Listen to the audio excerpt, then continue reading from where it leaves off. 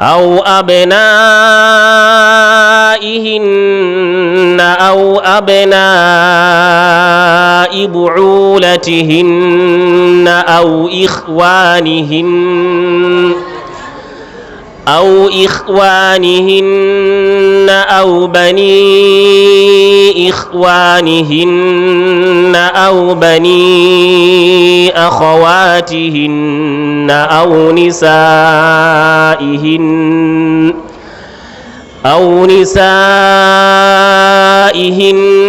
أو ما ملكت أيمانهن أو التابعين غير أولي الإربة من الرجال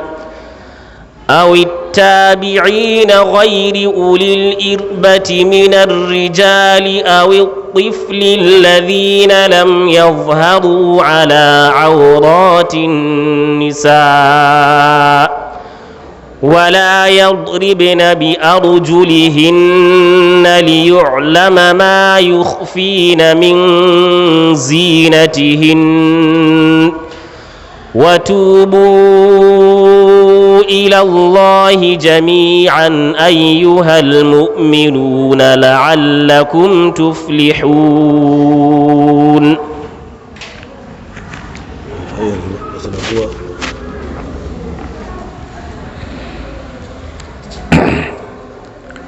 إن الحمد لله نحمده ونستعينه ونستغفره ونستهديه ونعوذ به من شرور أنفسنا وسيئات أعمالنا من يهده الله فلا مضل له ومن يضلل فلا هادي له أشهد أن لا إله إلا الله وحده لا شريك له وأشهد أن محمدا عبده ورسوله أما بعد فإن أصدق الحديث كتاب الله وخير الهدى هدى محمد صلى الله عليه وسلم وشر الأمور محدثاتها فإن كل محدثة بدعة وكل بدعة ضلالة والضلالة مرجوها إلى النار أعاذنا الله وأجارنا من النار. ‘Yan uwa masu albarka, ina yi mana gaisuwar musulunci, assalamu alaikum wa rahmatullahi wa barakatuh. Ina tsammanin yau 22 ga watan Afrilu ko watan Afrilu shekara 2022 da biyu ne ko da ɗaya ya zama 10 ga watan Ramadan, hijira ta shugaban musulunci annabi Muhammad sallallahu alaihi wasallam shekara 1442. gashi cikin ikon Allah ya sake zaunar da mu domin ci gaba da darussa da muke gabatarwa a cikin wannan wata mai alfarma, a cikin wannan babban masallacin juma'a na ahlus sunna wal jama'a a cikin wannan gari na Makera, a wannan local government na Mashegu a cikin wannan jiha tamu ta Niger, a wannan ƙasa tamu Najeriya. Muna roƙon Allah madaukakin sarki ya mana jagora, ya taimaka mana, ya dora mu akan tafarki madaidaici. Darasinmu yau insha Allah shine muhimmancin sadaka a cikin abin da Allah ya baka da kuma abin da sadaka za ta jawo maka na alkhairi a cikin rayuwarka ta duniya. Ina fata Allah madaukakin sarki ya taimake mu, ya sa Allah ya sama wannan darasi albarka. Kamar yadda aka gani jiya na ce a kulla wannan kofa, ban san ko zai zama wata damuwa ba, amma dai a yi haƙuri, wannan shine mafi kyau. Wanda zai shigo sai ya shigo ta wata kofa. Abu na biyu, kamar yadda muka faɗi, don Allah samu cikakkiyar natsuwa domin sauraron abin da za mu faɗa, don mu amfana kuma ku amfana gaba ɗaya. Allah madaukakin sarki ya taimake mu. Kamar yadda na faɗa, sadaka wani aiki ne daga cikin ayyuka wanda Allah ya bada umarninsa a cikin alkur'ani mai girma, saboda shi Allah ya san dalili kuma ya san muhimmancin wannan aikin, yasa ya umarni ga mutane masu imani su ci gaba da waɗannan ayyuka domin taimaka ma rayuwarsu. Ko yaushe duk wani abin da yake da amfani Allah na sanar da annabinsa. Da akwai ayoyi daga cikin alkur'ani, misali ayat da ke suratu Ibrahim, Allah ya ce qul li ibadiyal ladhina amanu yuqimus salat قل لعبادي الذين آمنوا يقيموا الصلاة وينفقوا مما رزقناهم سرا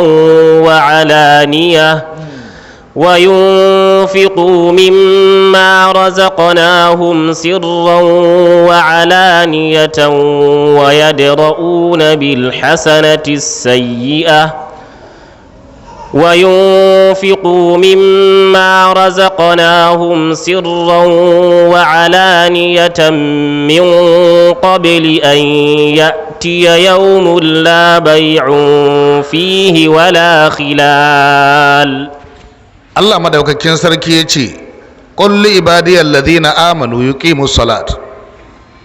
Ya kai annabi Muhammad, ka faɗa ma bayina da suka yi imani da Allah, ka ce na ce su tsaye da sallah.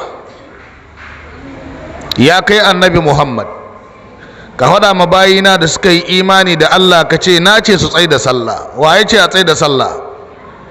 Allah. Na biyu, wa yunfiqu mimma razaqnahum sirran wa alaniya, su ciyar da abin da muka azurta su boye da bayyane. Su ciyar, su yi sadaka da abin da muka ba su boye, sadakar da kuma bayyane, sirran wa alaniya, min qabli an yati yawmul la bai'un fihi wala khilal, tun kafin wata gagarumar rana da ke zuwa ta zo. Wace rana ce? Ranar alkiyama, ran da babu kasuwanci a ciki, abokantaka baya amfani. Baka cewa wani abokina ne, ya samu bari in je wajen shi. Me yasa? Allah ya ce a yi sadaka, kuma ya ce a yi sadakan nan tun kafin wannan rana ta zo. Manzon Allah annabi Muhammad sallallahu alaihi wa alihi wa sallama ya ce idan ranar kiyama ta zo, za a kware wannan samar. Aramma, akwai ayoyi da Allah ya magana cewa za a kwashe wannan samar, ko akwai ayoyin da kuma Allah ya magana za a ɗauke ƙasa, ba wannan ƙasar ba.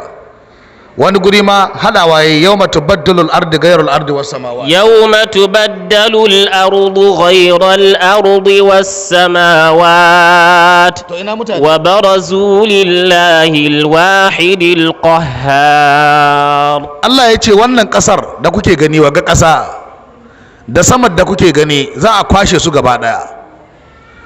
Akwai wani katafarin sito da Allah yake da shi, za a kai duniyar nan, ƙasan nan da saman nan duka ciki a tara a kulle kofar. Kayan aiki sai Allah. Yanzu in ina da kuɗi, ina mallakan miliyan 500 triliyon 500 misali, in ni sito kamar wannan da daga girman shi a ce trailer ke shiga ciki ta yi kaya ta yi kwana, sai a ce ai kuɗi na ya ɓaci. To shi Allah sama da ƙasar da inda mutane ke bi da jiragen sama da kowa, saman da ƙasan kwashe su za a yi, a sa su cikin wani sito gaba ɗaya sai a kulle su. Yawma tubaddalu al-ardu ghayra al-ardi was-samawat wa barazu lillahi al-wahid al-qahhar. Mutane su fito zuwa wajen Allah, za a kwashe wannan ƙasa a shimfiɗa wata, akan ta za a yi hisabi. Saman nan, sama an kwashe ta, an kwashe ƙasa, za a kawo rana. Yana rake ce to ina rana?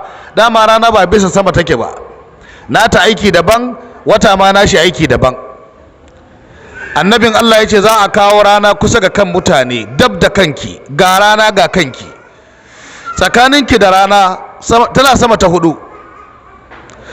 An ce tsakaninmu da sama ta duniya, wannan sama ta duniya miliyan 88. Haka wasu suka ce tsakaninki da sama mil miliyan 88 ke tsakaninki da sama ta duniya. To rana tana sama ta 4, amma daren da aka yi rana sai ke koma kina neman inuwa.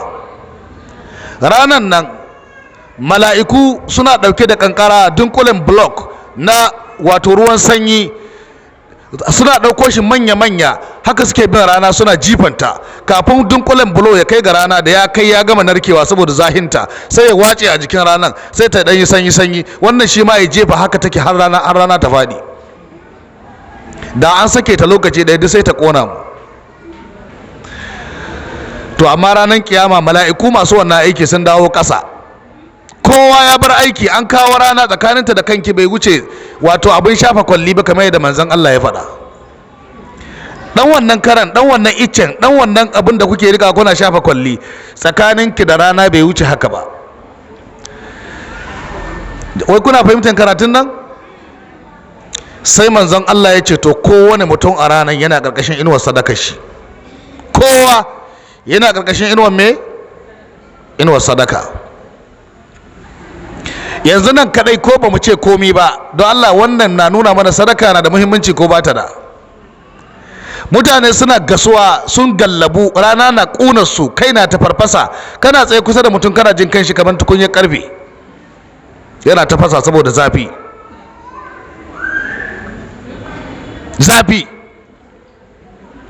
Kuma tsayi wannan kake ɗauka kwana ɗaya ko kwana biyu, a'a za a yi shekara 40,000 a wurin tsaye. Shekara 40,000, 40,000 years kina tsaye waje ɗaya. Allah bai zo ba, mala'iku aljanu sun zagaye mu mutane. Mala'iku sun zagaye, mala'ikun sama ta ɗaya sun zagaye waɗannan aljanun. Mala'ikun sama ta biyu su an manya ga na sama ta ɗaya, su ko sun zagaye na sama ta ɗaya. Mala'ikun sama ta uku su an manya ga na sama ta uku, daga sama ta biyu su ko sun zagaye na sama ta biyu, haka na sama ta 4, haka sama ta 5, haka ta 6 har ta 7. Kowa na tsoron wani, duk wanda ya waiga ya ga oga sai ya ƙara matsowa. An mace mu muna can ciki. An sake rana tana ta gasa mu, haka za mu tsaya shekara 40,000. Allah zai yi wani kira na ban tsoro, zai ce ya ma'asharal jinni wal insi in istada'tum, يا معشر الجن والإنس إن استطعتم أن تنفذوا من أقطار السماوات والأرض فانفذوا لا تنفذون إلا بسلطان. الله زي كرا متاني يتي يا معشر الجن والإنس ياكو متاني دا الجنو. mala'iku suna nan dama ma'aikatan Allah ne, la ya'suna Allah ma amarahum, ba su saba wa Allah dama. Mu ne yan shegantaka, mu ne masu wuce gona da iri da mu da aljanu. Allah zai kira mu ya ma'asharal jinni wal insi, ya ku mutane da aljanu, in istada'tum an tanfuzu min aqdari samawati wal ardi fanfuzu. Duk wanda adda wurin gudu ya buya to aya, go ahead. An kwashe wannan samar fa, an kwashe wannan kasar, duniya ta koma labor. Ai girgizan ƙasa, duniya ta koma lebur, ba tudu ba hawa ba gangara ba ruwa, duniya ta koma lebur. Duwatsu da kuke gani Allah ta'ala sai da ya magana a kansu. Wa yas'alunaka anil jibali faqul yansifuha rabbi, wa yas'alunaka anil jibali faqul yansifuha rabbi nasfa fayadharuha qa'an safsafan la tara fiha 'iwajan wala yakhsha لا ترى فيها عوجا ولا أمتا. الله مدaukakin sarki yace wa yas'alunaka anil jibal, suna tambayan ka to in tashin kiyama ya Allah zai da duwatsu. Allah madaukakin sarki yace ka gaya masu ya kai annabi Muhammad, ka ce yansifuha rabbi, ubangiji na zai sheke su. Za a ga duci yayi girman garin ga, duci guda yayi girman makera, za ka ganshi sama ya taso yana tafiya yana narkewa. Za ga wani ya yi girman makera so 5 ya taso ya wuce inda wani babban rahi yake, ya je ya fada ƙasa ta zo ta hayi, duniya ta koma labor. iza zulzilatil ardu zilzalaha wa akhrajatil ardu athqalaha fa qala al insanu ma laha. Duniya ta yi labor, mutane suna an kwashe kasar, an kwashe saman, an kawo mutane, an kawo wata kasa an shimfida. Za a sa mala'iku su kwashe mutane kafin a shimfida wata kasa. Kafin ka ce kwabo, mala'ika ɗaya zai hada hannuwan mutane sama ga mutum miliyan 100. Kafin ka ce kwabo an kwashe mu gaba ɗaya an kawo wata kasa an shimfida, sai a kawo ma'aza. To an kawo rana kanke yana ta farfasa shekara 40,000. Manzon Allah sallallahu alaihi wasallama ya ce masu samun sauki a lokacin mutane 7 ne. Masu samun sauki a lokacin mutane nawa? 7 people only. In ji mai banki ya ce only. Ka san banki in ka kai kudi, in ka kai miliyan nawa sai ka ji ya ce za ka ji ya ce 2 million only. What is only mean? Akwai raina kuɗi cikin mutane masu aikin banki. Gona kaga za su ce baka only. Mutane 7 cikin waɗanda manzon Allah ya faɗa, ya ce mutum 7 suna cikin inuwa al'arshin Allah ran da ba inuwa sai inuwa Allah. Ba wata inuwa a duniya, duniya ta koma lebur, ina gaya maku. Al'arshi kawai ta rage. Mai waka yake cewa faqala nabiyul mustafa inna sab'atun yazilluhum Allahul karim bi zillihi muhibbun afifun nashi'un mutasaddiqun wa bakin musallin wal imamu bi adlihi. Imamun adilun shine hadisi ya bara fada. Mai waka ya kai shi karshe saboda larurar waka. Yace na farko wanda ke cikin inuwa al'arshi shine imamun adilun, shugaba mai adalci. Shugaba mai adalci. Yanzu da nace shugaba mai adalci sai ki dauka ina nufin kila shugaban kasa. No, ba shi nake nufi ba. Duk wani shugaba ko na makaranta ne, ko na gida ne, ko na daki ne, shugaba ne. Imamun adil, wanda da yake shugabancin mutum biyu yayi masu adalci kullum bashi da dadi. Kullum adalci bashi da dadi. What happened? Kullum adalci bashi da dadi.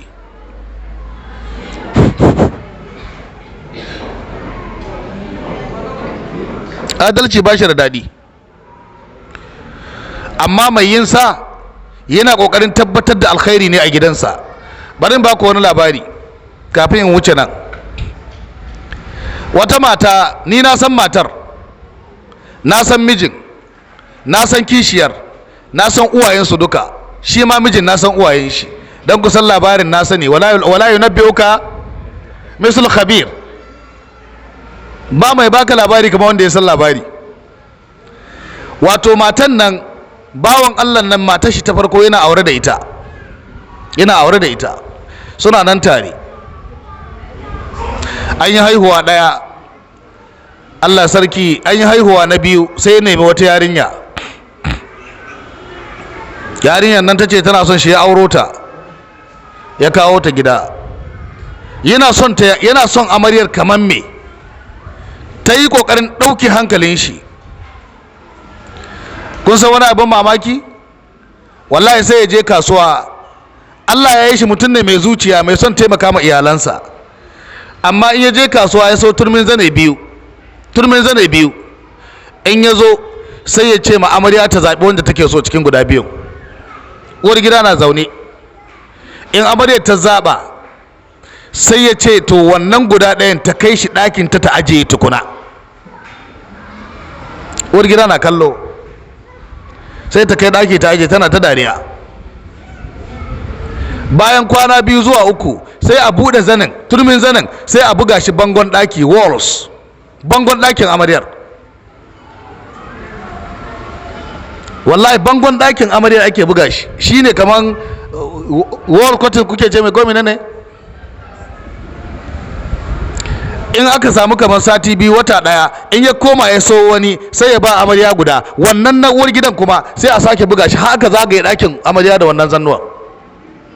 Kuma uwar gidan na ta tauna hakuri. Na gaya muku, duk lokacin da kaga mutum ya yi hakuri bai yi nasara ba, dan gajeren hakuri yayi. Ranan nan sai Allah ya kai ni garin. Na shiga garin, na zo na zauna. Bayan mun gama gaisawa da jama'a, matan ita uwar gidan ta yi kokari ta zo ta same ni. Malam, nace na abin da ya kawo ni, na zo in gaya maka wani abu ne, amma don Allah ba na kawo shi don fitina bane, ni dai ina so in samu zaman lafiya tsakanina da mijina. amma wannan abin ya fara gasa ni, ba kuma wannan kaɗai ba ne, abubuwa ne da yawa. Na ce kamar me? Ta karanta min na ce to sai ni kira mijin ya zo ya same ni, ce kai gashi ga abin da aka ce. Ya ce gaskiya haka nan ne, ba gaddama. Na ce to yanzu kai ba ka jin tsoron ubangiji ya tambaye ka? Yanzu don Allah da za ka yi aurar da ɗiyarka ka kai ta gidan miji a yi mata haka, don Allah ranka zai yi daɗi? Ya ce a'a.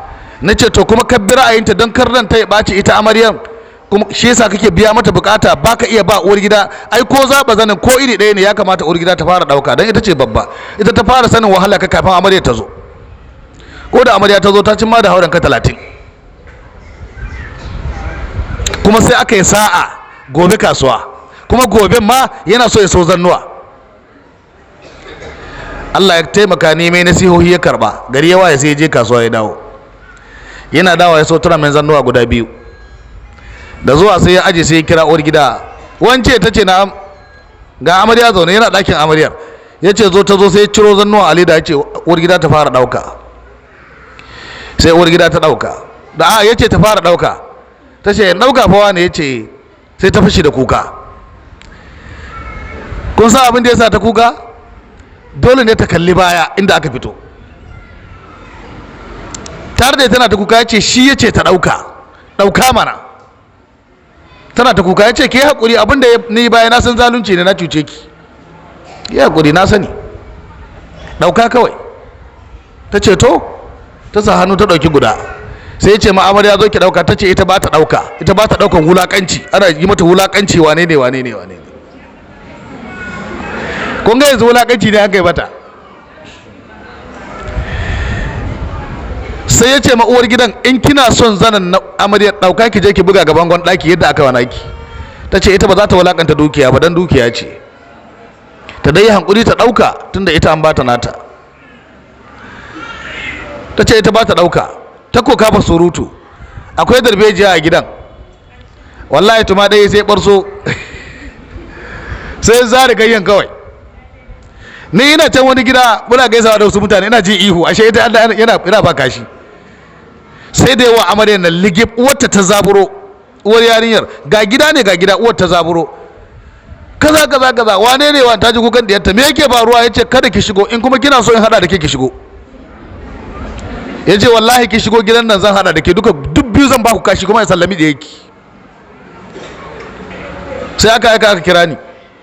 Kun ga yanzu abin da za a ce ni kulla wutar ko? Sai aka kira ni, ina zuwa sai na rike shi. Ya ce wannan ba shi ne magani ba. Uwar ta fito kaza, uban na fitowa gida, uban yarinyar sai ya ce Allah ya saka maka da alheri malam, wallahi tallahi billahi na san wanga abu da ake ma yarinyar nan sai ya haihu komai daren dadewa. Cutar da ake yi ne, ke yana ce ma matar shi uwar yarinyar, da ke aka kulla wanga abu, ke san abin da yake faruwa, amma ke kasa yi maɗi yake nasiha, shi ko zalunci sai ya biyo mutum baya komai daren dadewa. Cuta ce ta yi, kuka hada baki, yau ne cutar ta haihu, kuma madalla. Kuma ina miki rantsuwa da Allah, in dai ba Allah ya dauke raina ba wanda ya sai ya kashe auren nan, ba wanda ya sai ya kashe auren nan, tana nan ba ta shi har abada. Kuma ina gaya maka abinda malam ya gaya maka, yi abinda Allah ya ce kai don ka samu tsira gobe kiyama, ba ta yi maka maganin komi. Yarinya ta yi ƙuhu, ta yi gidansu, bayan ta ya kware, ta yi gidansu, ta je ta zauna, gari ya waye, kwana ɗaya, ni kuma kwana 3 zai. Kun ga na yi kwana 1 kamun in yi nasihar, yanzu kwana na 2 ke da sauran kwana na nawa? Guda 1. Ran kwanan da ya rage, gari ya waye da su sabi na je gidan, ni ce mata ta tashi ta koma gidan mijinta, ko kuma ni in ba ta kashi, don ya mu ce. Ce wallahi zan nika miki wani sabon kashi, ban ga uban da kuma zai hana in baki kashin ba. Uwan na zaune, ai an haɗe mata kai, wace ce wance ta ce, ni ce don Allah ke shiru, ba magana ki bace, wannan kauna ta ce, ke babana ya auro ki, dan mutumin zaman uba yake gare ni. Ni ce auro ke daga wani guri, ban hada komai da ko can, auren ne yasa muka hadu, amma wannan ko mutuwa ne yan uwa ce gare ni. Da haka wallahi wannan matsala sai mun magance ta, ta tashi ta koma ɗakin ta. Dala an gyare ni ce ba gyare ba, tashi ki wuce. Ni kira kanne na wani da wani ku taho. dole ta dauko dan zanen ta tana gunguni ta wuto shiru tun lokacin ta samu ita kanta ta samu zaman lafiya wallahi. Zalunci ba shi da rana, bai da rana wallahi, amma ɗabi'a ce taku. Yanzu kun ga ita daɗi take ji ana uwar gidan wulakanci. Uwar gidan inda ba ta yi haƙuri ba sai ta kashe aure, sai ta batta da yaran ta wuce. Wadda aka yi ma haka to ina ma ga ɗiyanta da ta bari gidan? ban san ko kun gane ba. Allah ya mana gafara. Saboda haka a filin kiyama idan mutum ya zo ya tsaya, babban abin da zai fara kare shi ga wannan ranan, in ji manzan Allah ya ce shine sadakar da kai. Sadaka za ta shiga tsakaninka da me da rana. Amma ina gaya muku mutane bakwai da za su shiga inuwa al'arshin Allah. Mutum nawa ne fara faɗa? Mutum ɗaya. Wane ne shi? Shugaba mai adalci, imamun adilun. Na biyu, annabin Allah ya ce wa shabun na shafi ibadatillah, da matashi da ya taso cikin ibada. Matashi ko matashiya suka taso cikin bautan Allah tun suna ƙanana. Allah ya dame su, manzon Allah ya dame su, addini ya dame su. Imamun adilun shabun na shafi ibadatillah. Jama'a kuna ji? Fillah ijtama'a alaihi wa tafarraqa alai. Mutum biyu da suka so juna saboda Allah. Soyayyar da ke tsakaninki da wanci me ya hada ku? Kila dan tana sai da kuli-kuli ne, ke ma kina sai da kuli-kuli, wannan shi ya kawo soyayyar. Ba irin ta ake magana ba. Don tana son Allah, tana son annabin Allah, yasa ke ma kina son ta. Ita ma dan kina son Allah, kina son annabin Allah, yasa ita ma tana son ki. Manzon Allah annabi Muhammad ya ce idan aka yi busar kaho, aka yi wannan tashin kiyama, to da ke da ita duka Allah zai kai ku ino al'arshiran tashin kiyama. Ba za ku sha wannan ranan ba. Soyayya saboda Allah. Yanzu wannan yasa ina son shi. Allah lamma kana son ta ce kullun tana zuwa makaranta, kullun karatun Qur'ani, kullun salati, kullun tasbihi. Ina son ta dan tana son Allah. Jama'a ba san ko kun gane ba. To mutum biyu irin wannan da suka yi soyayya, ko da namiji da mace ne suka yi soyayya saboda Allah, ranar kiyama suna cikin ino al'arshi. Imamun adilun yana cikin ino al'arshi. Shabun na shafi ibadatillah yana cikin ino Allah. Masu son juna mutum biyu su ma suna cikin ino Allah. Ba san ko an gane ba. Sai manzan Allah ya ce na hudu, wa rajulun qalbuhu muta'alliqun aw mu'alliqun bil masjid. Da mutumin da zuciyar shi na rataye masallaci, da ya ji hayya ala salat, hayya ala salat, yanzu kana gani ya jawo buta ya alwala ya wuce masallaci. Shi jam'i bai taba kuce mai ba. Shi yasa cikin hadisi annabi ya ce duk wanda ya samu jam'in sallah kwana 40 yana samun jam'i, kabbar harama bata kuce mai ba, Allah ba zai bari ya zama munafiki ba har ya bar duniya. Allah na kawar da munafici a cikin zuciyar shi. Rajulun qalbuhu mu'alliqun bil masjid, mutumin da zuciyar shi na rataye a masallaci. Mutum nawa kenan muka samu?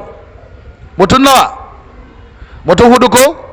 Na biyar, wa rajulun tasaddaqa bi sadaqatin fa akfaha hatta la ta'lamu shimaluhu ma tunfiqu yaminuhu. Sai manzon Allah ya ce da mutumin da yayi sadaka, ya bada sadaka saboda Allah, hadda hannun shi na hagu bai san mi hannun dama ya bada ba, saboda yayi saboda Allah, bai san kowa ya sani. Shi ma yana cikin inuwa Allah ran da babu inuwa sai al'arshi kawai. Nawa muka samu? Annabin Allah ya ce wato wa rajulun baka fi sabilillah, wa bakin kenan. Wa rajulun zakara Allah khaliyan fa fadat aina, da mutumin da yake zaune ya tuna laihin da yawa Allah baya, yana neman afuwa, ko ya tuna Allah kawai sai ya zubo da hawaye. Mutumin da ya yi kuka saboda Allah, ya tuna irin tanadi da tsari da Allah ya yi wa duk wanda ya saba mishi, sai ya fashe da kuka, to shi ma ba zai shiga wannan wahala ba, yana cikin inuwa Allah ran da babu inuwa sai inuwa Allah. Jama'a kun jiya? Na bakwai na ƙarshe, annabi ya ce wa rajulun da adhu imra'atun zatu mansibin wa jimal. Wa rajulun da adhu imra'atun zata mansibin wa jimalin, da mutumin da kyakkyawar mace, kyakkyawa ta kira shi kuma a cikin duhu, daga shi sai ita, ta ce tana so ya sadu da ita, ya biya mata bukata. yace yana jin tsoron Allah madaukakin sarki, yana so, tana so yayi zina da ita, daga shi sai ita, ta roƙe shi don Allah ya taimaka yayi zina da ita, yace mata bai iyawa don yana jin tsoron Allah. Mutumin da ya bar wannan shi ma yana cikin inuwa Allah, ran da ba inuwa sai inuwa Allah. Mai sadaka na cikin jerin guda bakwai ga ko baya ciki? Su kadai ne masu shiga inuwa Allah, amma kowa na cikin wannan rana ran tashin kiyama. Allah ka gafarta mana. Saboda haka wannan shine abu na farko daga cikin abin da Allah ya aje na muhimmancin sadaka. Shi yasa suratul baqara Allah ya ce wa anfiqu fi sabilillah ko وأنفقوا في سبيل الله ولا تلقوا بأيديكم وأنفقوا في سبيل الله ولا تلقوا بأيديكم إلى التهلكة وأحسنوا إن الله يحب المحسنين. الله يقول وأنفقوا في سبيل الله كوريكا ديبان دوكيا أبند الله يباكو كنا تشيروا كنا تيمكو سبو دا الله kada ku kada hannunku cikin halaka. wani guri Allah madaukakin sarki ce ya ayyuhallazina amanu anfiqu mimma razaqnakum ya ayyuhallazina amanu anfiqu mimma razaqnakum min qabli an ya'tiya yawmun la bay'un fihi wala khullatun wala shafa'ah والكافرون هم الظالمون. Allah ya ce ya ku masu imani ku ciyar da abin da muka azurta ku tun ranar da ba kasuwa ba kawance ba abuta za ta zo ranar kiyama kenan. Min qabli an ya'ti yawmun la bay'un fihi wala khullatun wala shafa'a. Ba kasuwanci ba kawance ka ce wance kawata ce ta samu Allah sarki ga ta can mala'iku sun wuce da ta zuwa aljanna ina ganin za ta kira ni ba ruwanta da ke ita dai za ta wuce. La bai'un fihi wala khullatun wala shafa'a. Allah ta'ala ya ce wal kafiruna humuz zalimun. Shi yasa Allah ta'ala ya kira mu da babban murya yace in za mu ciyar kuma kan mu ciyar da mugun abu. Ya ayyuhallazina amanu anfiqu min tayyibati ma kasabtum. Ya ayyuhallazina amanu anfiqu min tayyibati ma kasabtum wa mimma akhrajna lakum min al-ard. Allah ya ce ya ku masu imani ku ciyar da daɗaɗen abubuwa da muka baku. Kina so ki yi sadaka sai da kika kalli ya gaggan naira 5 ya gaggan naira 10 hijabin da ya tsufa na shekara 250 kila wanda ke aje baya in ya kai takalman da baya ne ya tsinke sannan zaki ce Allah sarki almajira ga wanga ayi maleji ke ma baki son shi. Me yasa zaki ba Allah abin da baki so? Ban san ko an gane ba. Wata rana annabi Suleiman alaihi salatu wassalam, kai hadisin annabi Muhammad kafin magana annabi Suleiman, manzon Allah sallallahu alaihi wa alihi wasallama ya ce ma minkum min ahadin illa sayukallimuhu Allah. Babu dan adam babu wani mutum kwara daya face sai yayi magana da Allah ranar tashin alkiyama. Laisa bainahu wa bainahu tarjuman, kuma maganar ba tafinta tsakaninka da Allah, ka faɗa Allah ya faɗa, da kai da Allah za ku yi magana in ji manzon Allah. fayanzuru aymana minhu fala yara illa ma qaddam, mutum ya kalli gabansa wato gefen damansa ba shi ganin komai sai abin da ya aikata. fayanzuru ash'ama minhu fala yara illa ma qaddam, ya kalli gefen hagu baya ganin komai sai abin da ya aikata. fayanzura baina yadayhi, ya kalli gabanai wala yara illa naran tilqa a wajhihi, baya ganin komai sai wutar jahannama tana balbali. sai manzon Allah ya ce fattaqun nara walau bi shiqqi tamra. yana waki ce ana ta magana sadaka, ni dai bani da abin da zan yi sadaka da shi. sai manzon Allah ya ce ittaqun nara ko fattaqun nara walau bi shiqqi tamra, ki kare kanki ga azabar wuta koda da sadakan barin dabino ne. dabino kwana daya ki sai shi ki raba biyu ki bada sadakar rabi. ina jin dukkanin ku ba wadda bata da kudin sayan dabino kwara guda, ko akwai wadda bata da? In akwai wadda bata da ta daga hannu in bata. Na san babu. dabino dai kwara guda a ce ya gagare ki kwara guda tallin tal ki tsage shi biyu ki bada rabi. Ana gaya muku mafi kankantar sadaka, annabi ya ce ki kare kanki ga wuta koda da sadakan tsagin dabino ne. kenan sadaka na hana shiga wuta ko? Sadaka tana hana shiga wuta. Duk mutumin da ya kalli nassoshin alkur'ani da nassoshin hadisin manzon Allah sallallahu alaihi wa alihi wa sallama, wallahi dole ya zamanto mai sadaka. Duk lokacin da aka ce sadaka, wallahi sai jikinka ya motsa, ka ji me ya kamata ka bada, me kake da shi za ka bada sadaka. Wata rana wani bawan Allah mai wanki da guga, wani abu ya shiga tsakanin shi da wani bawan Allah zamanin bani Isra'ila. Lokacin da abu ya shiga tsakanin shi da shi, sai mai Allah ya isa, Allah ya saka mashi. Lokacin da ya faɗi wannan magana mai wanki da guga, shi ko ya ɗauki kayan wanki da guga zai je bakin rafi. Akwai wani rafi da suke zuwa suna wanki, ya je da kayan ya aje bakin rafi zai fara wanki, amma ya zo da gurasa yana ci. Gurasan nan tana hannun shi. Akwai wani bawan Allah shi kuma wurin, shi ko ya kwana bai ci abinci ba, Allah ya sa suka haɗu a wurin. Ya ce, bawan Allah, don Allah ka yan min gurasan nan da Allah ya hore maka in ɗan karya. Sai ya ɓantali gurasan sai ya miƙa mashi, ya ce gashi na fi sabilillah. Ya gama cin wadda a hannun shi sai ya zo ya kwance kaya zai fara wanki. Yana kwance kaya sai ga bakin maciji ciki, gudan ƙato cikin kaya. Amma kusa wani abin mamaki, ga kuma macijin da takunkumi.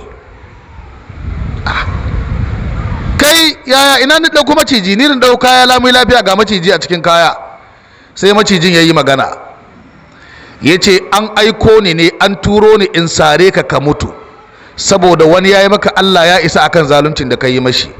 Ni ko na shirya in ka buɗe kayan in cije ka sai ka samu takunkumi. Ya ce takunkumi ne sama. Ya ce sadakar da ka bada na ɗan guntun gurasa da ka bada da shi Allah ya rahimin baki, ba zan cije ka ba.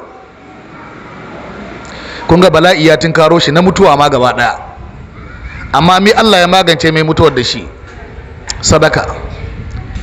Ke zama bakan marowaciya, kakkat kut kullum rowa.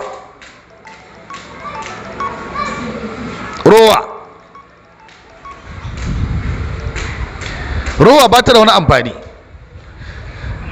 Na biyu, annabi Sulaiman alaihi salatu wassalam, kun san wani abu da ya faru? Akwai wani bawan Allah, shi ko yana da gida. Cikin gidan akwai wani katon icce, wasu malamai suka ce rini ne. Kun san rini shi yake tsawo ko? To ko dai menene, akwai wani katon icce a gidan.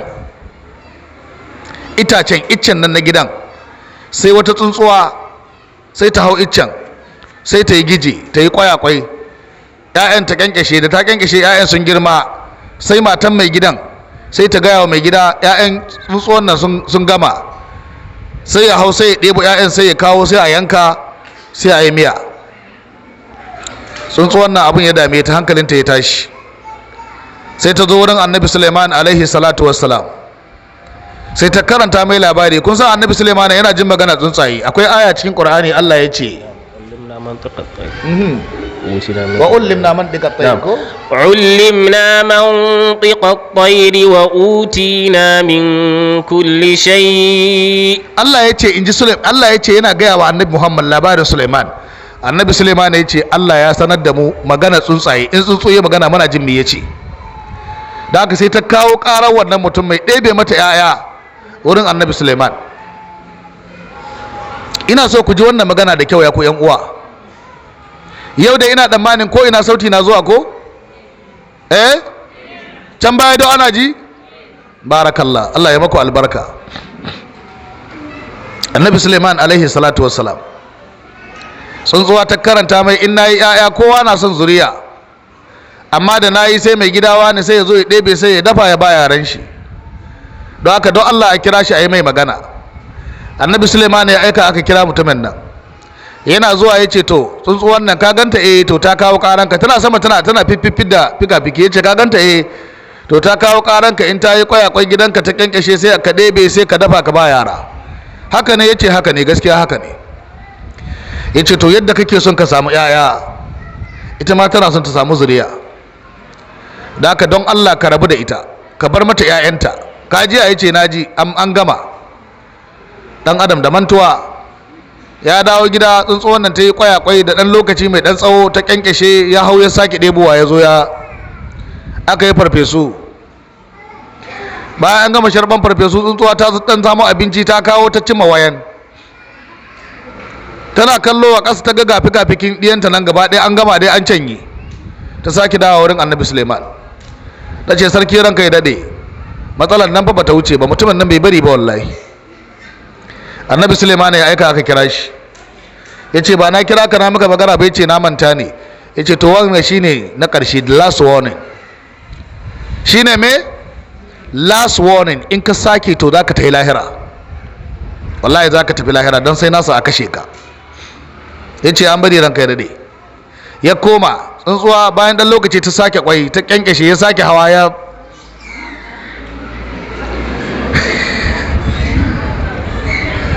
tsuntsuwa ta sake zuwa wurin Annabi Suleiman. Ta ce sarki ranka ya daɗe, mutumin naho bai bari ba. Bai bari ba. Aka kira shi ya zo. Baka bari ba? Ya ce mantawa yayi. Annabi Suleiman ya ce ina ifritu min aljinni. Ya ce gari Allah ya sauke mu Suleiman aljannu, duk abin da ya sa su za su yi. In mun zo magana akan bokaye, ina tsammanin kila za mu tattauna akan wannan. Ya kira ifritu min aljinni, ya ce ina so ka bani hatsabiban aljanu, marasa kunya, marasa imani, marasa tausayi, ina son guda biyu.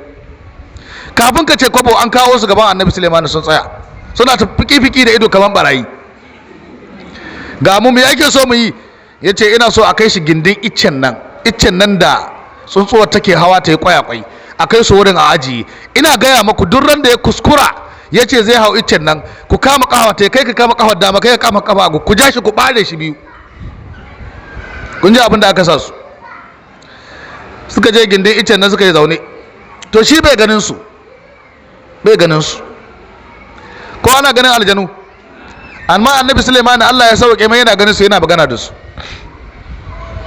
Suka je suka yi ta zama. Ka san aljani duk duniya shiri ta kare wurin aljani. Yanzu aljani in aka turo maki shi, ana so ya zo ya cutar da ke, yana iya tsayawa bakin kofar gidan ku, ya wata guda kofar gida yana jiran ran da zai samu sa'a. Iya je ya wato ya dawo ne ya tsugunne. Iya je ya wato ya dawo ne ya tsugunne, ya ji kai azkaru ko baki ba, da kai azkaru dama akwai mala'iku suna sintiri, yana ganin sai ya kauce. Gobe da ya zo ya tsugunna, akwai mala'iku suna sintiri, sai ya dawo ya zauna. Ka san Annabi ya ce da ke kwanta bacci ki karanta ayatul kursi, ki alwala ma tukuna, ki karanta ayatul kursi, Allah zai tura mala'iku masu gadin ki har sahiya ta waye. Ba aljanna da ya sai ta baki. Allah ya sa kun gane karatun.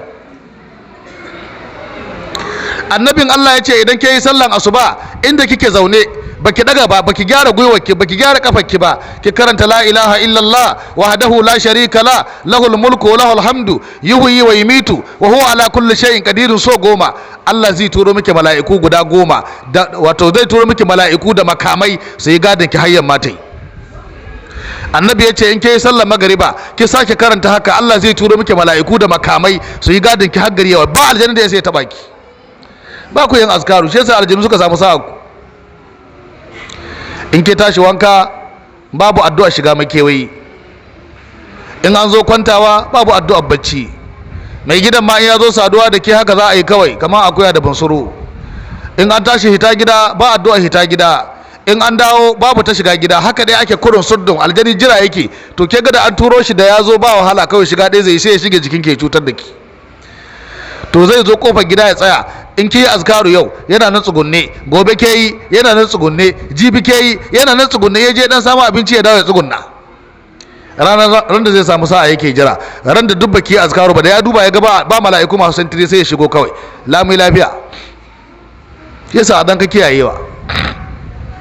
Annabi Suleiman alaihi salatu wassalam ya aje waɗanga aljanu su je su zauna gindin bishiyar wannan mutumin, suna nan zaune. Kun san abin da ya faru? Tsuntsuwan nan ta sake kwaya-kwai, ta sake gengeshewa. Bayan ta gengeshe, yaya sun girma. Sai dai mata ta ce mai gida, tsuntsuwan nan fadiyan nan sun girma, ya gabata a ɗebo mu zo mu yi abinci. ya ce to gashi mai gida ya hana, ya ce kaza ya ce kaza. Ta ce to ina ruwanka da mai gida, ai ko ka ɗebo in ka je ka ce ka manta, da ka ce ka manta da me ya faru. Ka san mata kun iya tura miji cikin halaka, wallahi kun iya tura mazan ku cikin halaka. Za a yi ta ingiza mai gida sai ya kai inda bai iya dawowa, sai kai ta fara to ni dai ai to yanzu ya za a yi bayan ke kai shi ke baro. Ya taso shi ko sai Allah ya mai arziki, gidan shi waina aka yi ranar, matar waina ta yi wainar da ake da safe ta karyawa. Ya taso yana cin waina, ya kawo wurin iccen, aljanu sun tahi tsaye suna so su yi mai wanda aka ce. Sai almajiri kofar gida ya ce allazi wahidun, sai ce kai zo an shigo guntun wainan nan. Sai ya mika mai guntun waina, sai ya kama icce ya hau kawai, ya ɗaya ɗiyan tsuntsuwa ya kawo aka yanka aka yi farfesu.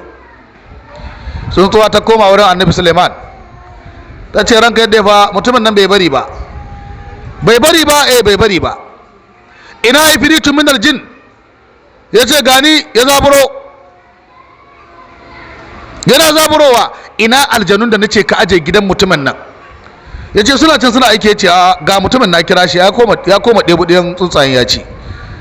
Maza ina so a kawo min su. Nan take ya tara aljanu sama ga 100 nawa, ya ce duk inda suke a faɗin duniya aje a kamo su. Kafin ki ce kwabo an kamo waɗannan da aka sa aikin, an kawo gaban Annabi Suleiman. Ina aikin da aka sa ku? Suka ce wallahi tun da aka samu ba mu baurin mu, muna nan wurin zaune muna jira. Amma ya zo zai hau, sai dai ga mala'iku guda biyu. Ɗaya ya ce da aka ɗauke shi aka wurwula shi sai da kai ƙarshen gari ya faɗi.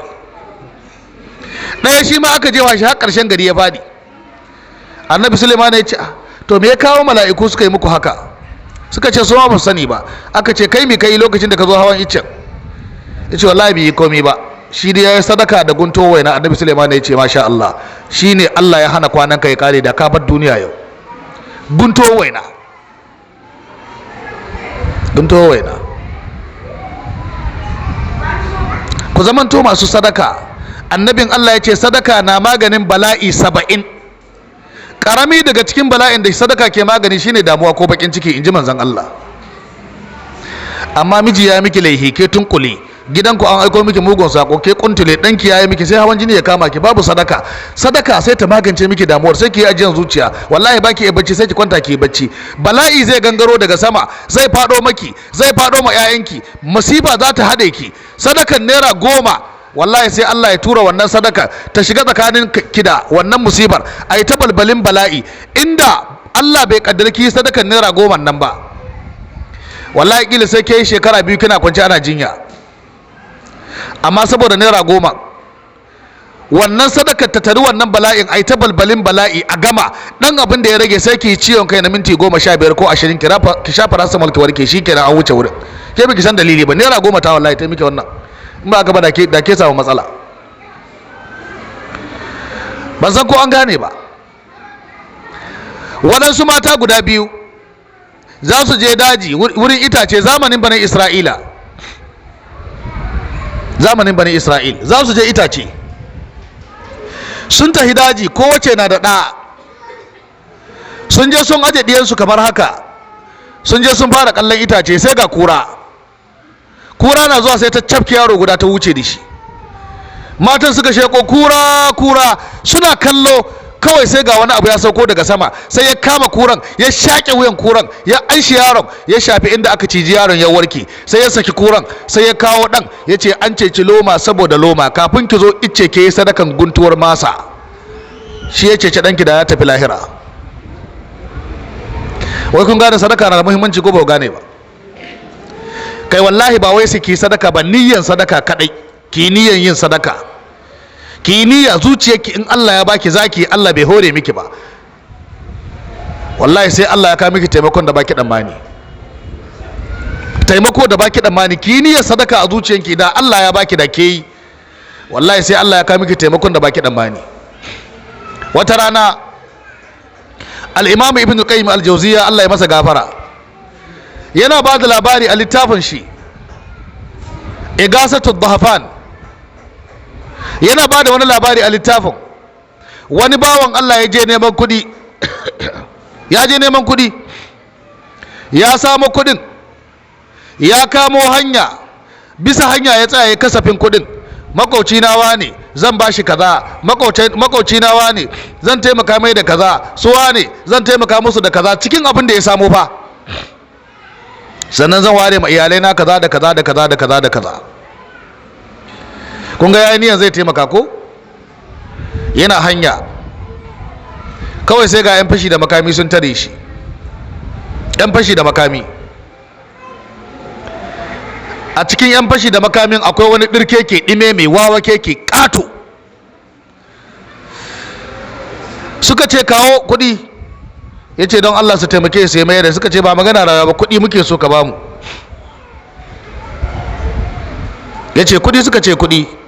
Ya ce kuɗin nan akwai nawa akwai na jama'a da yawa. Suka ce da nakan da na jama'an da ka kawo.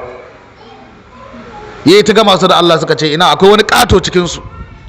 Ya ce kai kowa ya wuce, wannan ƙaton ya ce a banni da shi, ku ta yi za a karɓa kuɗin kawai.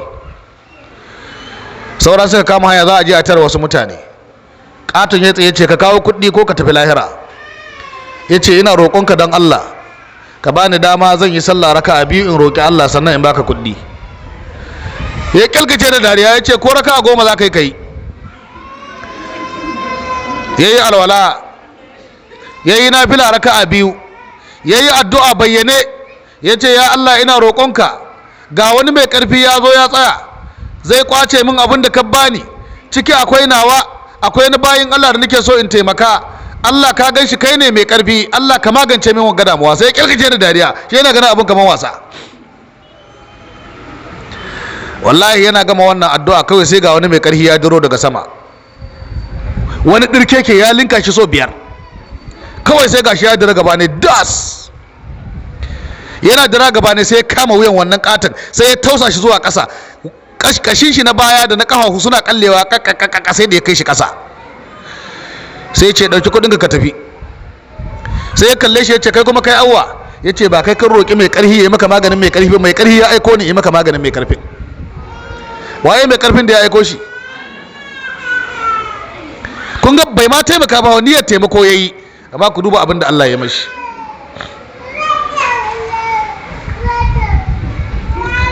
Amma wasu daga cikinku ba su taimakon, mazansu ma in sun yi niyyar taimako wallahi hana su za su yi, saboda bakar rowa ita dai ta ji daɗi ta yi bulbulbul. Wannan ba shi ba ne. Annabin Allah annabi Muhammad ya yanke akuya wata rana, an gada akuyar an gyara, annabi ya ci akuyar, sahabbai sun ci, an raga saura, annabi ya je masallaci. Ko da annabi ya dawo sai yana tambayan Aisha Allah ya kara mata yadda. Ya ce Aisha ina akuyar? Ta ce ya manzon Allah akuya duk ta kare. Ta kare? Ce wallahi duk ta kare, saura cinya guda ta rage. Sai manzon Allah ya ce duka akuya tana nan, cinya ɗaya abba ta nan. Ta ce baka fahimce ni ba ya manzon Allah, cewa ni an canye cinya kaɗai ta rage, annabi ya ce cewa ni duka tana nan, cinya ɗaya abba ta nan. Ta ce ban gane ba. Ya ce cinyar gada an nan za mu cinye ta ne mu je mu yi kashinta, amma wanda jama'a suka ce za a biya mu ran tashin kiyama. Sadaka biyan ki ake yi, ajiya kika ba Allah.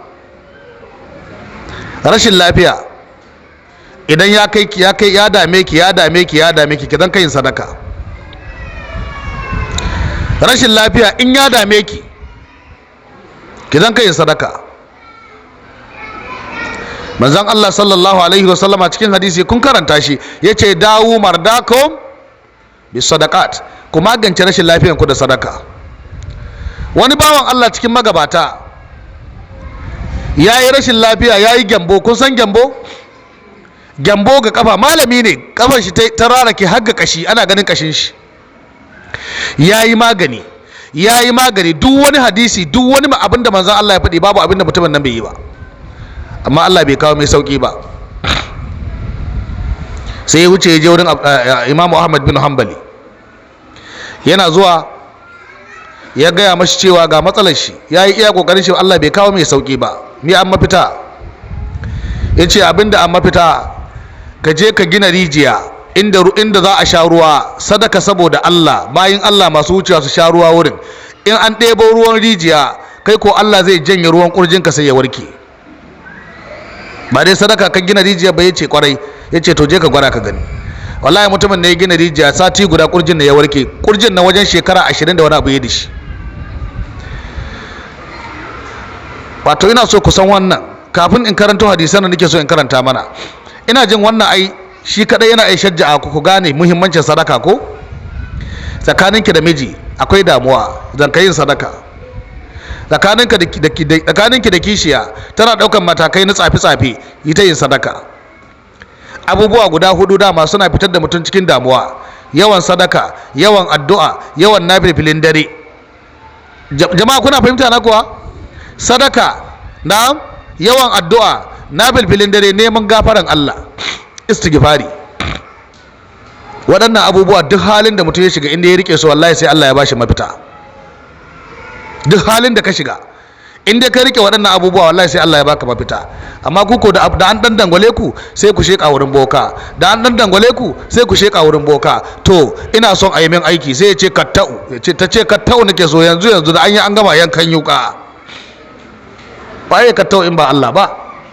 waye kun fa yakunu in ba Allah ba? in ya je kudin ki zai karba, in ya karbi kudin ki ma in ya samu sa'a ya lalace da ki, ke ga an samu biyu kenan. abin kuma ba dole bane bukatar ta biya, sannan ke zama kahira, ke zama yar wuta. bone bisa bone. wasu kunanan wallahi ba su da alaka da kowa kaman boka, kullum suna gidan boka. ita ta dauka boka na da wani abu. bokancin nan fa kahir cewa ake kamun a zama boka. za mu zo mu karanta muku yadda ake zama boka. kuma kar ki dauka duk mai bada magani boka ne. in ke wannan ke saba wa Allah, ke saba wa manzon Allah. ba da magani shine bokanci ba. duk wanda aka ce ma boka sai ya hada abubuwa guda 7. za mu zo mu karanta muku su in Allah yadda. amma kun san jahilcin mutanen arewa. ko tsohuwa ce ɗanki na fama da ciwon cibi, ta je ta ɗebo dumal kada ta ce gashi ki dafa, maganin ciwon cibi ne.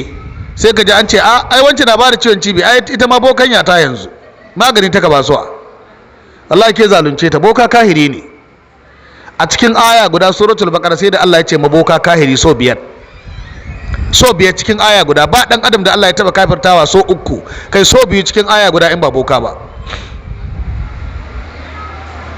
da haka kenan akwai bambanci tsakanin mai bada magani da boka ko.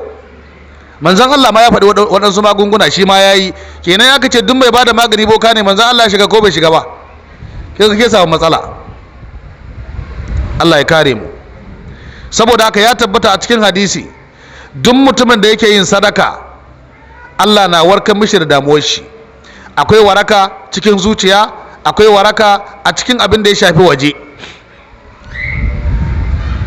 cikin sadaka, cikin yin sadaka, annabin Allah annabi Muhammad ya ce duk mutumin da zuciyar shi take bushewa, yana jin zuciyar shi a bushe take, shi dan taurin hali ne, dan bakin rai ne, dan bacin rai, kullum bai rabuwa da damuwa, manzo Allah ce kai sadaka. sadaka na sa zuciya ta yi sanyi.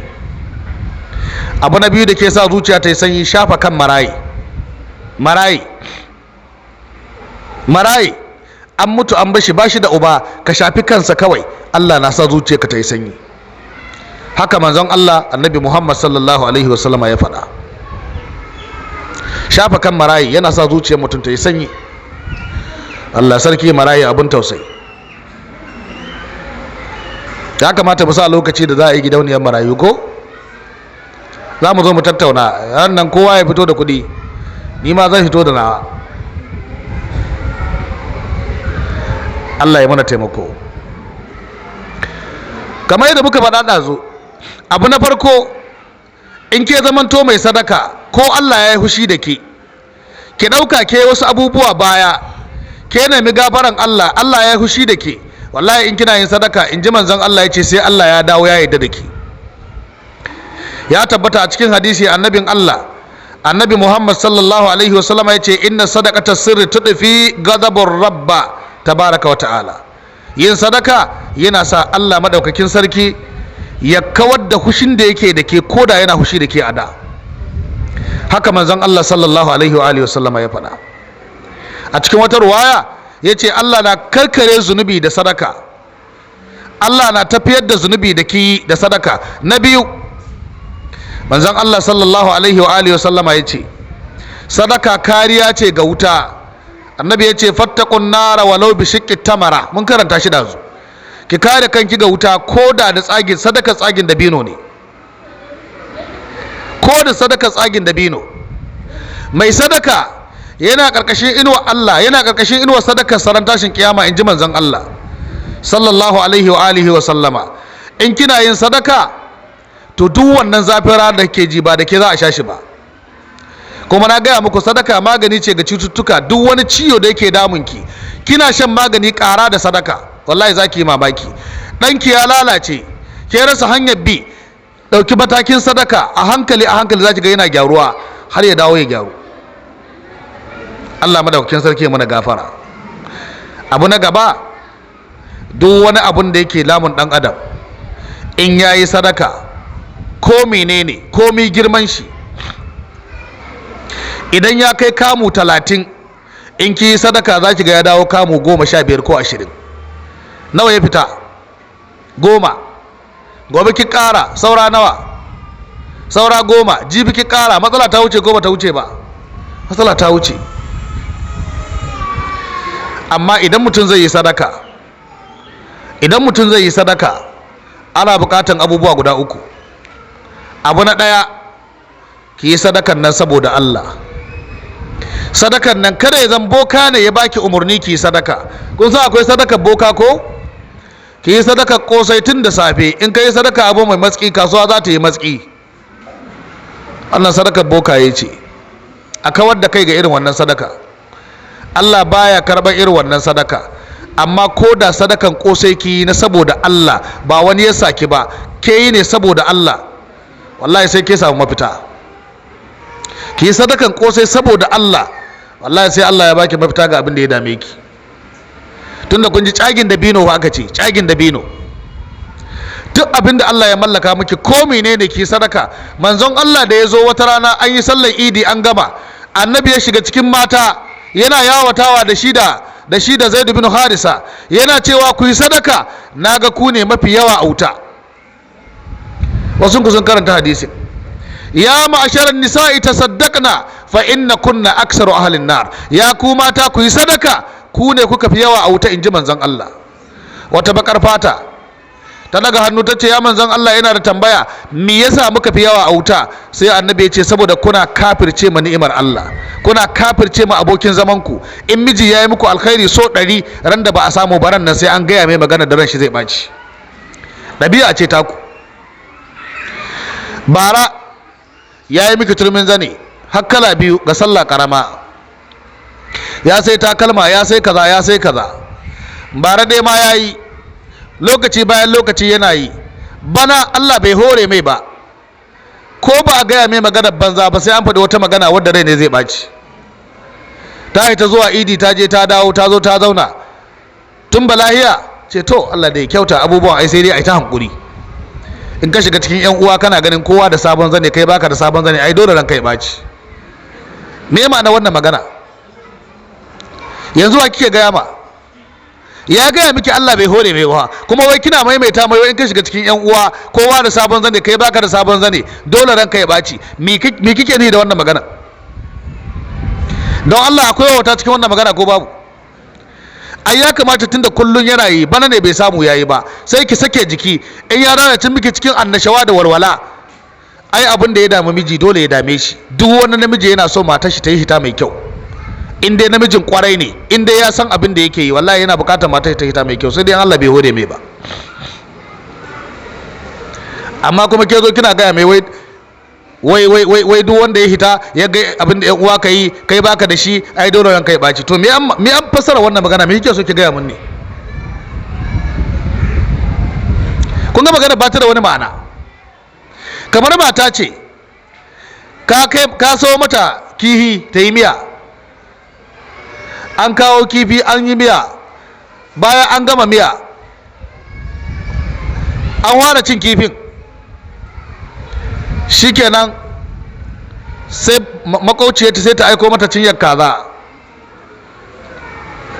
gashi nan a kawo miki, aka sawo cikin dan kwano a kawo miki.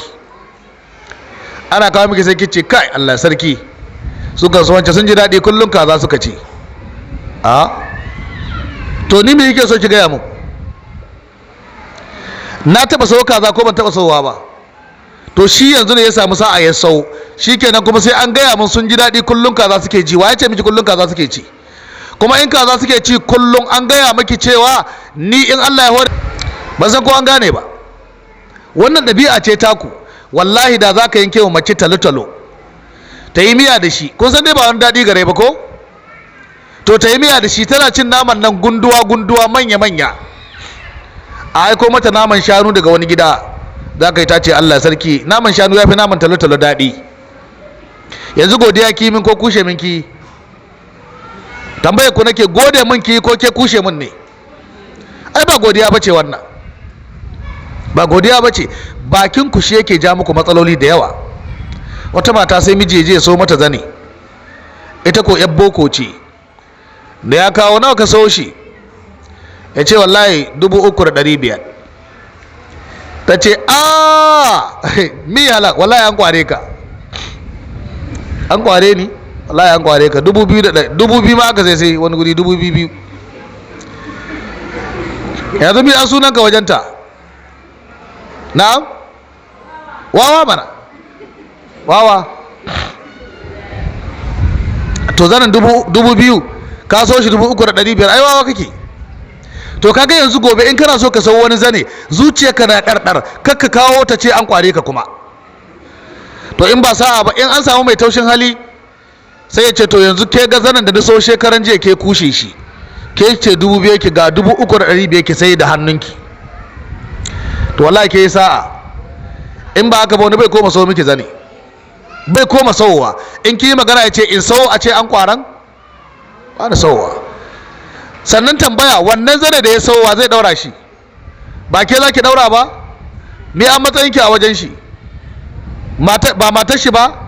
In ke yi ado da zanen, waki wa adon? To kuma menene na kushe zanen? Ki daura shi mana yadda ya kawo, sai ki daura shi yadda ya kawo. Wani karamar waya, ki daura shi yadda ya kawo, yadda ya kawo sai ki daura shi haka. Amma wai sai ta nuna ita wayayya ce. To wannan wayon sai ya ja miki abinda kike so a yi miki sai a bari. Ke ga wayon ya koma wauta kuma. Saboda haka abinda nake so in gaya mana dai a nan, in mutum zai yi sadaka to ya bada abin da yake mai kyau ne, shi ma yana son shi don Allah ya biya shi. Wani sahabi cikin sahabban manzon Allah, da Allah ya saukar da ayar lan tanalul birra hatta tunfiqu mimma tuhibbuna, lokacin da Allah ya saukar da wannan ayar, gona yake da shi, katuwar gona, wani guri da ake ce ma Barha'a. Lokaci guda ya zo gaban manzon Allah ya ce ya ba Allah gonan nan sadaka. Manzon Allah ya ce ma dalla da wannan dukiya mai riba. Manzon Allah sallallahu alaihi wasallam ya ce ɗibi 'yan uwa ne da dangi ya sa ciki, su ci su sha su yi bukatu, shi ma ya yi abin da yake bukata ciki. Yanzu ya jawo jama'a da ya sa ciki, duk wanda ya ci sadaka Allah ya bashi, shi za a rubuta mai ladan sadaka. Allah mun gode ma. Idan baki da ko sisi, baki da abin da zaki sadaka da shi, annabin Allah ya gaya mana abin da za mu yi, Allah ya ba mu ladan sadaka. Manzon Allah ya ce kullu tasbihatan, duk tasbihi subhanallah, ladan sadaka Allah zai baki. Subhanallah, ladan sadaka Allah zai baki. Alhamdulillah, ladan sadaka Allah zai baki. Ki sulhu tsakanin mutum biyu, ladan sadaka Allah zai baki. Jama'a kun gane karatun ga? Kenan yau in baki da ko sisi yau din ga baki da ko kwandala, to ki kokari ki sadaka. Subhanallahi walhamdulillahi wala ilaha illallah wallahu akbar. Ke sadaka har guda nawa? Subhanallahi ɗaya, walhamdulillahi, na'am, wala ilaha illallahu wallahu akbar, sadaka nawa? In ki faɗa so 100 ke yi guda nawa? Sadaka 400. Ko da talakakke baki da kosisi, Allah bai hana miki abin yin sadaka ba, sai ki yi da bakinki abinda Allah ya hore miki kenan. In Allah ya hore miki kuma kina da naira 500, ki raba ta, ki bada naira 100, ki rike jika 2. Kuma wallahi mutum ba zai yi sadaka ba sai Allah ya dawo mai da abin da ya kashe. Ku bari in gaya muku wani labari da ya faru a kaina. ba daɗe ba dab da azumin nan ina cikin shago zaune sai ga wani bawan Allah ya zo, kuma ranar nan sai Allah ya jarabce ni na fito babu kuɗi, naira 500 kaɗai ke cikin aljihuna, na gama transfer a banki na dawo naira 500 kaɗai ke cikin aljihuna, yana zaune sai ga wani bawan Allah ya zo ya ce malam, na ce na'am, abin da ya kawo ni yadda Allah ya ruha maka asiri, don Allah ka ruha mun asiri, wallahi tallahi tun shekaran jiya ban ci abinci na koshi ba ni da ko sisi, kuma tafiya nake so in yi zuwa Sokoto ban san wanda zan yi ba, don Allah ka taimake ni. na duba sai nisa hannu aljihu na ce to 500 ta rage dan uwa, ko za ka yi hakuri da ta ce ba matsala, na mika mashi. akwai wani aboki na shi ko lokacin da zan mika 500 yana zuwa ya ji duk abin da mutumin ga ya faɗa, na mika mai 500 sai ya ce mini akaramaka Allah baka da cewa kai baka da ko sisi fa 500 ɗaya ne kuma ka ɗauka duka kan mika mashi, nace zaka ga Allah zai bani abin da ya wuce wannan yanzu. yace ko nace bari ka gani, wallahi haka ne bugun gaba. ina tsaye tare da shi muna wata magana, kafin mu gama sai ga abokin shi ya biyo, salamu alaikum sai ya kwana, sai zo ya aje mashin din shi wajen mashin dina, yana ajewa sai ya fito ya sauko, malam ina kwana, an tashi lafiya? Alhaji kana nan wurin malam? Ya gida ya aiki? Alhamdulillah, sannu malam. sai ya sa hannu aljihu sai ya ciro naira 1000 sai ya ce akar maka Allah ga ko da 1000 nan don Allah ya karya, Allah bai sa na hito da kuɗi ba. nace Allah saka da alkhairi. nace wa Alhaji Bello nawa na bada? yace 500. nace to nawa Allah? tun mutumin bai wuce ba yace naira 1000. nace to ita ma in ni bada ita 2000 za su dawo, kuma ka tsaya ka gani. in ke bada baki ake, baka badawa Allah ya kyale ka. sayyidina Aliyu dan Abi Talib irin wannan ta taba faruwa da shi. gari ya waye da safe, ko san su ba sa cin sadaka, sai wani bawan Allah ya ce fi sabilillah yana da dabinai kwara 100, wato kwara 10 ga hannu nai, sai ya mika wa almajiri ya ce ga dabino kwara 10, amma Allah ya ce duk abin da ka ciyar Allah zai linka maka, ni ko zan gani wa zai kawo min kyautar dabino daidai da abin da na bada. guda nawa ya bada? 10. sai ya shige gida. can zuwa an jima sai ya ce assalamu alaikum, sai ya fito sai ga wani dauke da dan karamin kwando na dabino, ya ce gashi aka ce a kawo ma kyauta, in ji wane. ya ce wane? ya ce kame. ya ce to dakata ka wuce, tsaya a juye a kyarga guda nawa ne. wato suna da garanti in Allah ya faɗi haka abin yake. sai ya kyarga kwara dabino kwara 100 ba ɗaya. ya ce to abinda Allah ya faɗi, in ji shi Aliyu, ya ce abinda Allah ya faɗi duk abinda ka bada guda ɗaya, in ka bada guda Allah 10 zai baka, 10 na bada 100 na Allah zai kawo min. saboda haka wannan ba wurin na aka aiko ka ba, wuce ina ganin nawa nan zuwa daga baya. ya ce a wallahi kai an ka ce in kawo ma. ya ce to nawa kwara 100 ne, kwara 100 ne Allah zai kawo mu. to ya za ka kawo min guda 100 ba ɗaya? saboda haka ya ce a'a za ka jiya, wallahi ni ci guda bisa hanya. ya ce wallahi ni ci guda. sai za ka ga bai cika ba. ya ce to ya tabbata wannan shine ka'idar Allah, in ka bada zai baka, abinda ka bada linka ma yake. Allah ka linka mana abinda muka wada ya zama daidai, Allah ya bamu lada, kuskure da muka samu Allah ya yafe mana. muna fata ubangiji subhanahu wataala ya bamu ikon yin sadaka, kuma Allah ya bamu ikon yi saboda shi. muna roƙon Allah subhanahu wataala ya tabbatar da alkhairi a cikin zuciyarmu, ya kuma tabbatar da imani, ya kori rowa a cikin zukatanmu. Allah ta'ala ya mana gafara. anan za mu tsaya, sai kuma gobe idan Allah madaukakin sarki ya kai mu. bari in duba me za mu yi gobe, don jiya ban gaya mana ba, gashi mun zo mu yi wannan darasin. akwai tambayoyi ko babu?